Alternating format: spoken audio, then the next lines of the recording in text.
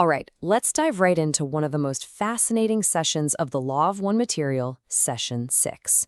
We're going to unpack the core lessons here, covering everything from a practical guide to personal healing to the hidden history of our solar system and what it all means for the huge shift that, according to this text, humanity is going through right now. So here's our roadmap.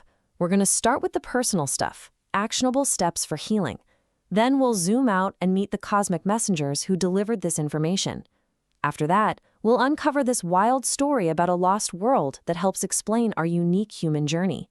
And finally, we'll bring it all home to see how it connects to Earth's big shift in consciousness happening as we speak. First up, let's talk about the most hands-on part of this session, what Ra calls the great work of healing. And this isn't just about fixing others. It's about the deep, personal work you have to do first to become a clear channel for positive change in the world. So what exactly is the great work? Well, according to Ra, it's the conscious process of developing your own natural ability to channel healing energy. And this is key. It's not some rare, magical gift for chosen few.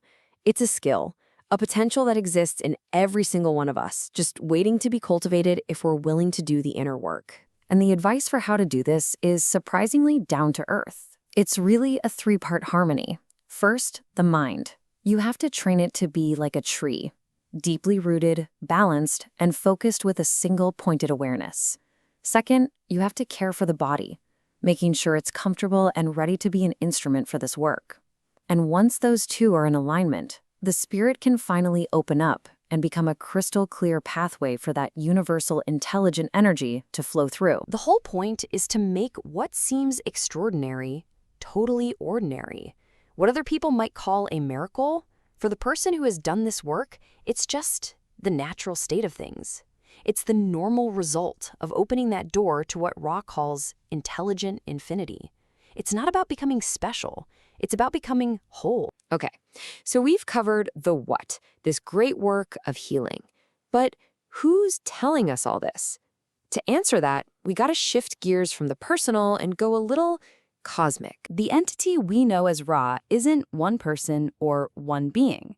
It's what they call a social memory complex.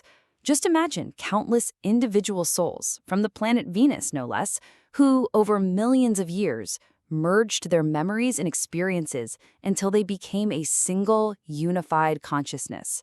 Think of it like countless drops of rain flowing together to become one single, vast ocean. Now, when Ra actually visited Earth in physical form, they appeared as these tall, delicate beings with a literal golden glow. As you can imagine, this was pretty different from early humans. As they put it, in a massive understatement, they did not mix well. People saw them as gods, which was the exact opposite of their intention, so they realized they had to pull back. According to them, their visits happened in stages. There was an initial flyby about 18,000 years ago, just observing, but then, 11,000 years ago, they came back for a more direct, boots-on-the-ground interaction.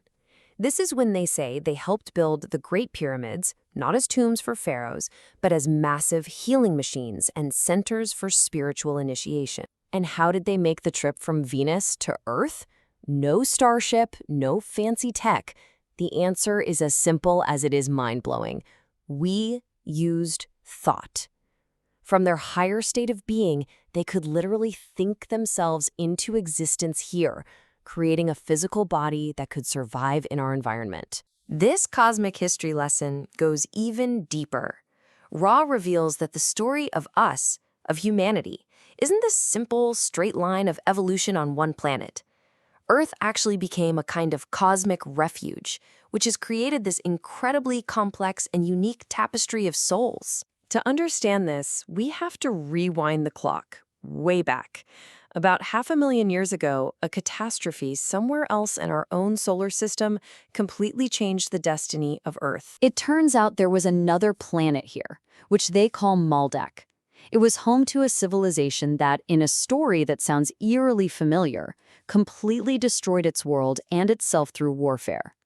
The souls from that shattered planet were left homeless, so they were brought here to Earth to incarnate and continue their journey, and to work through the heavy karma of their own self-destruction. And this is the key to understanding humanity's complicated nature. The people on Earth today are a mixture of souls native to this planet and souls transferred from other places, like Maldek. It's this unique blend that makes our collective experience, our shared story, completely one of a kind in the universe. So, all of this, ancient history, visitors from Venus, a lost world, it brings us to the final and most critical piece of the puzzle. How does any of this connect to you and me, right here, right now? Well, it all culminates in what Ra calls the Great Harvest. Now, the word harvest can sound a little intense, right? But let's be super clear. This is not a judgment day. It's described as a natural cosmic graduation. At the end of a really long cycle of experience, souls get the opportunity to move on to the next level of consciousness. And it's all based on the path they have freely chosen for themselves, either service to others or service to self. To put this into perspective, we're not just at the end of some small cycle. We are at the climax of a 75,000-year master cycle.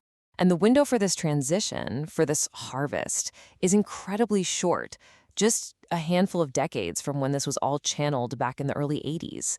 We're right in the middle of it. According to Ra, the planet itself has already made the leap. It's already vibrating at a fourth density frequency. But human consciousness is lagging behind. We're still polarized. And that mismatch, that friction between the planet's vibration and our own, is why the transition is so disharmonious.